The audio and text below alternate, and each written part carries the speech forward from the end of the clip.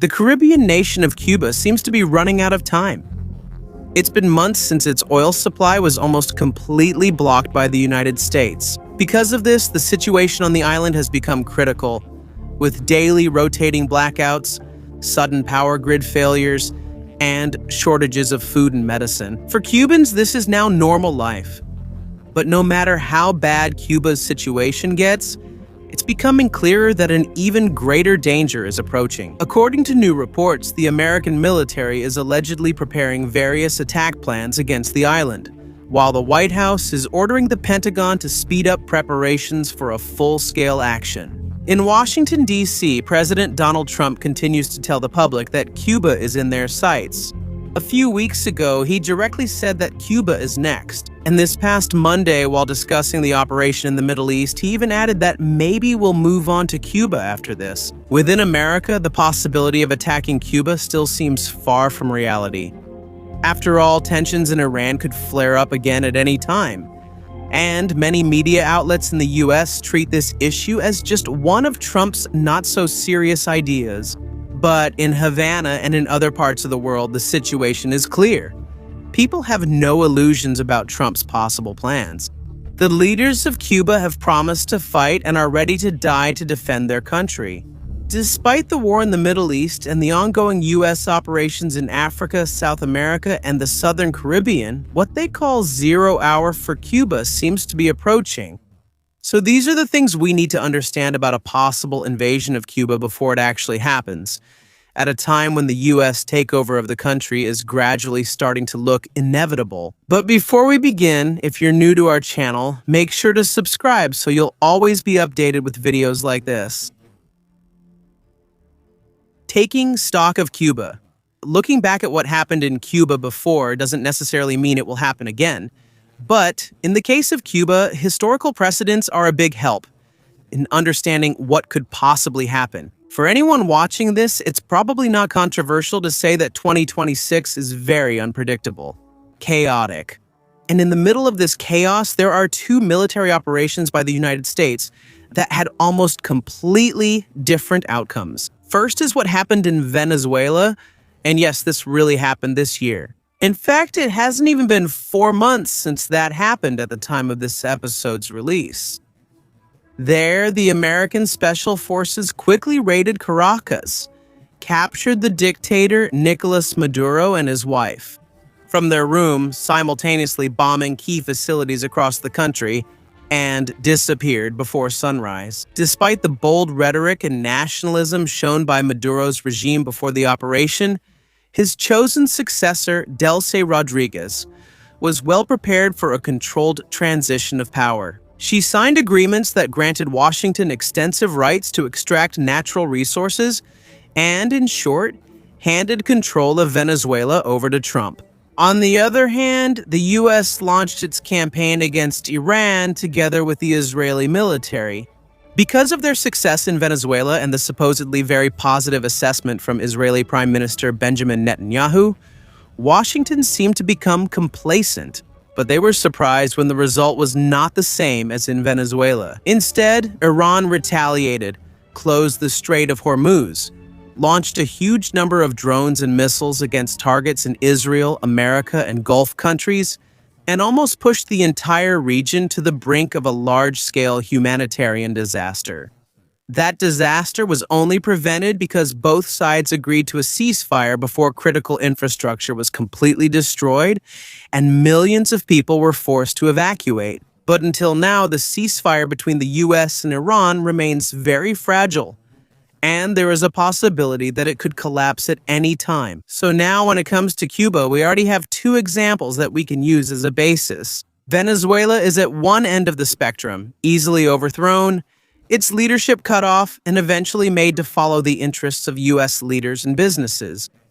Meanwhile, Iran is at the other end, fiercely resisting American intervention, refusing to surrender under any conditions, and willing to fight until the very last moment, even though the U.S. leadership expected something different before the war.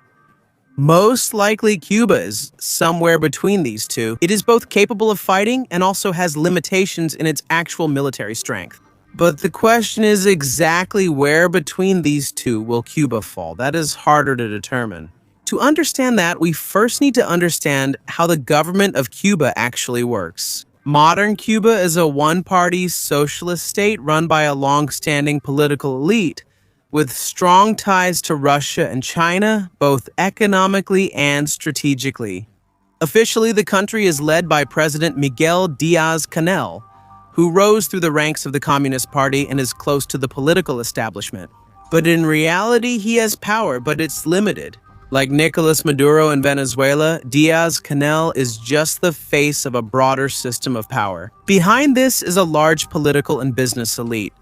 And in Cuba, the most important political dynasty is the Castro family. From Fidel Castro to his brother Raul Castro, this family has guided the direction of the country for almost a century. And even today, they still have a huge influence in Havana.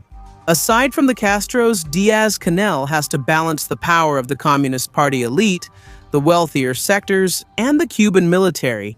And this is where a very important factor comes in: GAESA, the Grupo de Administración Empresarial S.A.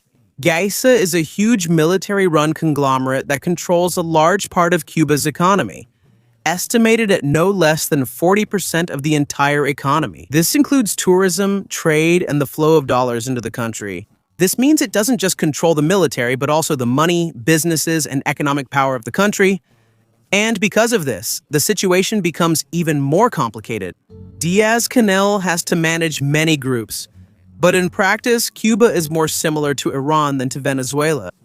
Just like the different factions in Iran, hardliners, moderates, and the Revolutionary Guard, the leadership in Cuba also has its own internal conflicts. But when there's an external threat, they unite.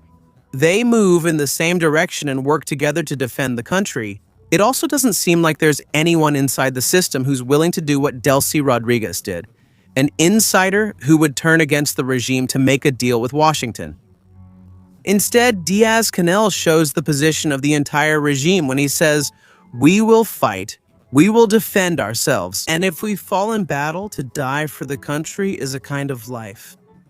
And here the role of GAESA becomes even more important, because its control over the economy gives the Cuban military significant leverage, making it one of the most powerful forces within the country. In other words, if an invasion happens, it's not just the government you're up against, but an entire system of power, where politics, the military, and the economy are all interconnected. The GAESA conglomerate and the economic power it gives to the military is another major complication in the country's situation. Just like in Iran, the Cuban military is not just an ordinary fighting force. It is deeply rooted in ideology and sees itself as the defender of the revolution. For many years, military officials have been punished or removed, even at the slightest sign of disloyalty to the Castro family. Because of this, the doctrine, training, and the entire military system are aligned with the ruling party. This is further strengthened by GAESA. On one hand, the political and business elite rely on the military because it controls a large part of the economy. On the other hand, the military relies on the protection within the country and the legitimacy abroad provided by the civilian government. In the best-case scenario, this serves as a kind of safety net. No faction would easily betray the others because everyone is interconnected and has something to lose. But in the worst case, it becomes like a collective suicide pact. Even if a group or a leader wants to break away from the system, the risk is so high that it's almost impossible in politics. Now, even though Cuba's political unity is similar to Iran's, its actual situation is closer to Venezuela's. Especially when it comes to crisis. While it has long been under sanctions, it has never experienced the level of blockade that the United States is now imposing on Cuba. Because of this, the island is facing a severe humanitarian crisis. In the past, Cuba relied on Venezuela as its main source of oil, receiving around 70,000 barrels per day for some time. But when this supply was lost, the U.S. was able to easily implement a naval blockade, and its effects were far from simple inconvenience. Cuba needs about 112,000 barrels of oil per day to keep the country running. But due to the lack of imports, the supply dropped, causing a widespread crisis. Currently, the food supply is on the verge of collapse.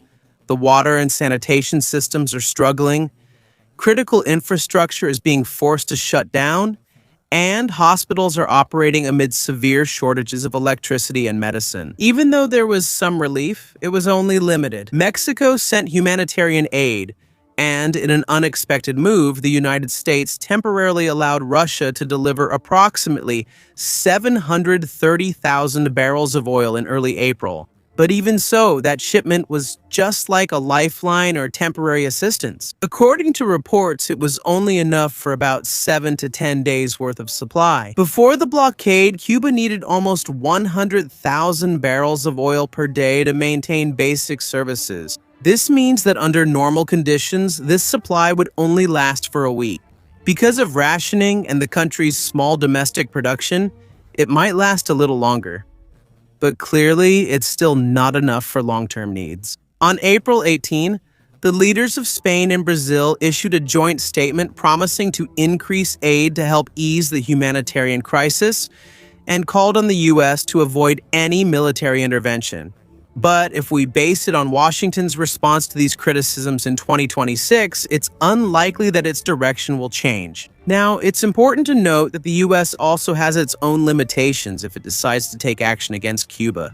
At present, a large part of its forces are deployed in different places, especially in the Middle East. And even though there's a ceasefire there, it's not guaranteed to last. Because of this, it's possible that Cuba won't immediately face direct military action until the situation in Iran is resolved one way or another. But as we'll discuss next, there are weaknesses in Cuba that could allow the United States to pursue more than one military objective at the same time, especially if it uses the right combination of strategies.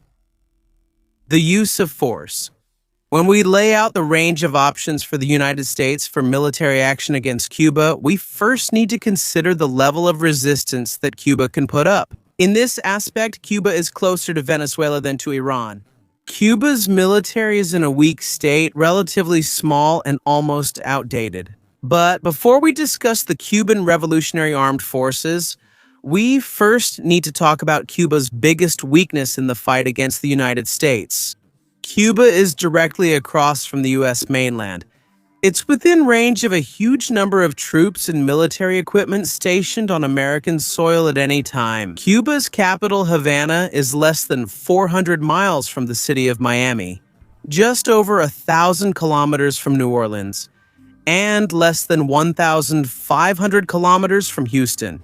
More importantly, in military terms, Cuba is within reach of at least half a dozen major air bases within this distance. This means that even America's stealth fighters and strike aircraft can attack Cuba directly from the U.S. mainland without needing air-to-air refueling, especially when you consider what their strategic bombers can do. For comparison, and we need to emphasize that this is not made up. Recently, Cuba conducted air defense drills using machine guns pulled by oxen. So yes, the gap is clearly huge. If you look at the rest of Cuba's military, the situation isn't good either. Like Iran and Venezuela, it doesn't have the capability to challenge the United States in the air. Its entire combat fleet from the Cold War era is believed to be non-operational, and their air defense is mostly short-range and ineffective against modern aircraft, especially stealth aircraft. The possible exception is a Soviet surface-to-air system known as the S-125 Pechora. But even this, in short, is not impressive either. At sea, Cuba has a few frigates that have been in use since the 1950s.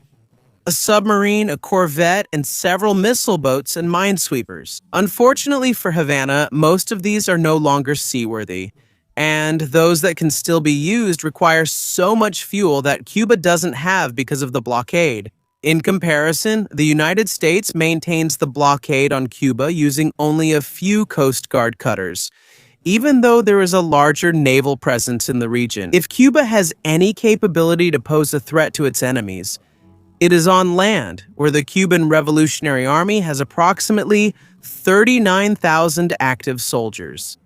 They have over 1,000 T-55 main battle tanks from the Soviet era, as well as hundreds of more modern T-62s, hundreds of tank destroyers, hundreds of self-propelled artillery pieces, and over 1,000 field guns. They also have many anti-aircraft cannons, However, just like the Navy and Air Force, these forces still face the same problems. Much of their equipment no longer works. Others are outdated, and most require fuel that Cuba does not have. Cuban leaders have promised to call on militias and paramilitary forces in times of crisis, but according to estimates, these groups may be showing more strength than they actually possess. To their credit, the Cuban military is aware of these limitations. That's why they have developed asymmetric and unconventional warfare tactics as an alternative. Meanwhile, the Cuban elite forces have a reputation for being quite tough, even though many Cuban guards failed to prevent the capture of Nicolas Maduro in Venezuela. But even though they have strength, they still have the same problem as Iran. This will only matter if the US decides to launch ground operations inside Cuba. In the end, there is no solid evidence that Cuba has long-range ballistic missiles, cruise missiles, or one-way attack drones that can hit the United States. Although such capability could be a major advantage, especially if they can hit the US mainland, they do not have these weapons in their arsenal.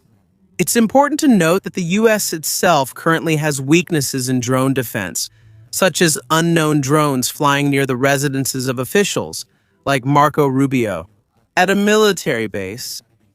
But in this case, it doesn't matter because Cuba doesn't have the capability to exploit this kind of weakness. So now, based on Cuba's defenses, we can lay out some possible options for the US military if Washington decides to use force to overthrow the Cuban government. And it's also important to remember that a diplomatic solution is also possible. At present, a delegation from the United States has just returned from Cuba to try and give a warning about the possible consequences if no agreement is reached. But even though it's important to discuss the diplomatic aspect, this episode focuses on America's military options, of which, according to the analysis, there are 5. The first option is the most hands-off approach. It involves continuing and strengthening the current blockade, but without sending direct military forces. With this strategy, the U.S. would add more warships around the area and actively block ships trying to deliver aid to Cuba, no matter where they come from. At present, America's blockade is primarily economic in nature. The 2 Coast Guard cutters are just standing by as support and have not yet faced any serious challenges. In strengthening the blockade, the U.S. may begin intercepting Russian oil tankers or shipments of aid from Mexico, Brazil, or other countries. They may also stop and intercept small humanitarian convoys using civilian vessels. For Washington, the advantage is clear. They don't have to put a large number of troops at risk, except for possible incidents during inspections or when handling ships. But there is also a risk. Cuba might endure for a long time, just like what happened in Iran, and the crisis could last much longer than expected. There is also a possibility that this could cause an international incident, especially with Russia, Mexico, or other countries that might help Cuba. The second option is what's called the Maduro approach, a swift operation where the leaders of Cuba would be arrested. Similar to what happened in Venezuela, the U.S. could launch a first wave of attacks to disable air defenses, aircraft, and other threats before ground forces move in. After this, special operations units, possibly led by Delta Force, would enter Havana using helicopters to reach the target, bypass defenses, and quickly withdraw after the operation. For Washington, this has a clear advantage. The United States did not lose a single operator in their raid in Venezuela, and even gained a kind of stunned, almost disbelieving respect, even from America's longtime adversaries. The success of the operation became a huge and thrilling PR victory for Donald Trump's administration, and even led to Venezuela ultimately falling under the control of Delcy Rodriguez. More importantly for the U.S., Delta Force quickly got past the Cuban bodyguards before they could reach Maduro, suggesting that the Cuban forces in Havana might have a similar level of vulnerability by comparison. But if the U.S. tries this approach in Cuba, there are problems they didn't encounter in Venezuela. The most important of these is the question of who really needs to be targeted and captured. The president of Cuba is not the only person who could take power in a time of crisis. It could also be Raul Castro, a designated family member, political representatives, or even the leaders of the Cuban military. And none of them seem willing to negotiate with the US the way Delche Rodriguez did. So the question is, who will the United States remove? And if they try to remove the entire leadership structure of Cuba, can they really ensure the zero fatality success they achieved in Venezuela? The third option is a surgical strike campaign, which is more limited compared to what the US and Israel did on the first day of the war in Iran. The US would use a combination of stealth aircraft to destroy air defenses, strike aircraft, and Tomahawk missiles from the sea to destroy fixed targets, and strategic bombers to destroy deep bunkers and important facilities. In this scenario, the US would try to decapitate the Cuban leadership. This means removing the entire line of leaders who could take over the government in times of crisis. If the US has enough intelligence on the whereabouts of these leaders, there is a high possibility that Cuba would not be able to fight back effectively. The first wave of stealth aircraft could easily neutralize Cuba's surface-to-air missiles. And it is also believed that Cuba does not have strong underground bunkers that can withstand America's most powerful bunker-busting bombs. However, the risk is significant. With this move, Washington would be directly targeting the leadership of a sovereign nation that does not immediately pose a clear threat to the United States.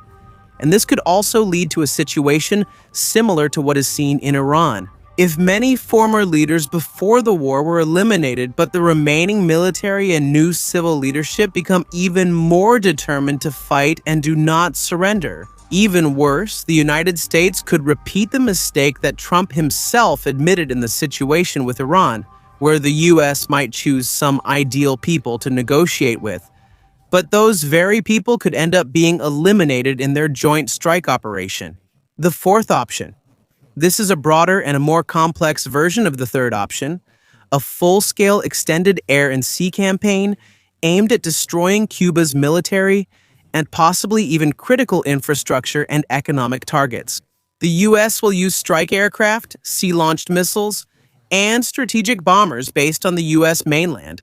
In this scenario, the only limitation to the damage the US can inflict on Cuba is its own intent and decisions. This is not an operation that Cuba can stop. And because of its proximity to the United States, it can be carried out with a high level of surprise. Unlike the Iran conflict, where large forces need to be moved from other regions, the US can assemble its forces for Cuba without leaving the mainland. Cuba also does not have the ability to mount a deterrent similar to Iran's. It has no long-range missile capability, and it also has no nearby allies who can pressure the US in return. The main problem for Washington is bigger than just the military aspect. A full campaign of destruction against a country that is not even a direct threat to the US or its allies. In terms of logistics, the US also has its limitations. They have already used a large portion of their munitions in Iran, so the Pentagon might be cautious about launching another large-scale operation. Another major risk is that this could cause mass migration from Cuba to the southern United States, which could possibly overwhelm the US and create a political crisis within the country. The fifth option, which is the most extreme, is a full-scale ground invasion of Cuba with the goal of occupying the island meter by meter, if necessary. The US has the capability to do this because Cuba is nearby and they have enough amphibious forces in the region. They can also bring in additional equipment through the Caribbean once they've established a foothold. There's also a US naval base in Cuba, Guantanamo Bay, which could serve as the initial landing point for a larger invasion force. For Washington, there are two main advantages. First, if the air campaign or targeted operation is not enough, the ground invasion will leave nothing to chance. With the number and quality of US forces, they will likely gradually wear down the resistance until it completely collapses. Second, because there is a high possibility of success if the US is fully committed, this can be a political advantage to showcase America's strength. But the biggest disadvantage and the heaviest of all is the possible human cost of this kind of operation. A full-scale invasion of Cuba, where United States forces will face asymmetric and guerrilla-style fighting, could result in many or even hundreds of American soldiers being killed and an even higher number of casualties. Of course, our team at Noel Polo TV does not make exact predictions. Washington could possibly choose any of the 5 options, or it could gradually ease the blockade and end the crisis through diplomacy. But if you look at the 5 options, some are more likely and some are less likely. Among the less likely options are the first option, which is strengthening the blockade, and the 5th option, which is a full ground invasion. On the other hand, the current U.S. administration has clearly shown that it is not used to waiting for a long time. The blockade could take many more months before the Cuban government finally collapses, if it collapses at all. On the other hand, the Trump administration also showed during the Iran conflict that it wanted to avoid casualties, especially deaths among U.S. troops. Because of this, a full-scale ground invasion seems extremely risky and would put a lot of soldiers in danger. Of the remaining 3 options, a Maduro-style snatch and grab, a limited decapitation strike, and a full air and sea campaign, the 2 more targeted options are being considered the most. A protracted bombardment or continuous air campaign is unlikely to be the first choice because if the smaller operations fail, it can still be used as Plan B. The bigger question now is, will it be a decapitation strike or a more precise ground raid like what was done in Venezuela? It's also possible that Washington has already chosen a preferred successor. One example is Raul G. Rodriguez Castro, the grandson of Raul Castro, who was the head of personal security for the former leader. He has influence in Cuba, and it was reported that he has already been back-channeling with the U.S. government, including an incident in April where he sent a secret letter to the Trump administration. In that letter, he warned that Cuba was preparing for a possible U.S. invasion. But he also offered economic agreements and investments similar to what happened in Venezuela. But even if there is a possible preferred successor, the biggest obstacle is how to put him in power. In a crisis, there will be a struggle within the Cuban elite, military, political class, and other factions for leadership. Unlike in Venezuela, many of them remain loyal to the country's revolutionary ideology and would be skeptical of a leader who seems to be pushed by the U.S. So the question is, would it be easier for the U.S. to remove Raul Castro and Miguel Diaz-Canel and hope that their chosen successor will rise to power? Or would it be easier to make sure that their candidates are not on the island or are safely hidden, while carrying out the decapitation strike? And as has been repeatedly emphasized, this is not a prediction of what will definitely happen. But based on the possibilities, the Maduro-style raid and limited decapitation strike are among the more likely scenarios. In the end, only one thing is clear. Once the United States decides to focus its attention on Cuba, the current government may not have much time left before everything changes.